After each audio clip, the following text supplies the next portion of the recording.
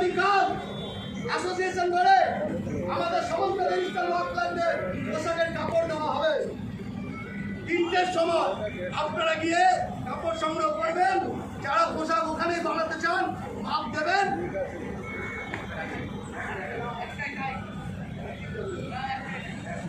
একটা সময় যাবেন, পোশাকের মাপ দেবেন। যদি মনে করেন এখানে বানাবেন 200 টাকা করে বলতে দেওয়া হবে, নাহলে ফিস দিয়ে যাবেন। 7 দিনের মধ্যে বানিয়ে পোশাক করে কাজ করবেন।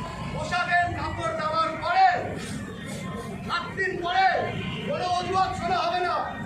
যিনি করবেন না, যত বড় সিনিয়র হন, যত উচ্চ লেভেলের নেতাই হন, শ্রীরামপুর আদালতে যদি আপনি যুক্ত থাকেন, ইউনিটের সাথে আপনাকে কাজ করতে দেওয়া হবে না।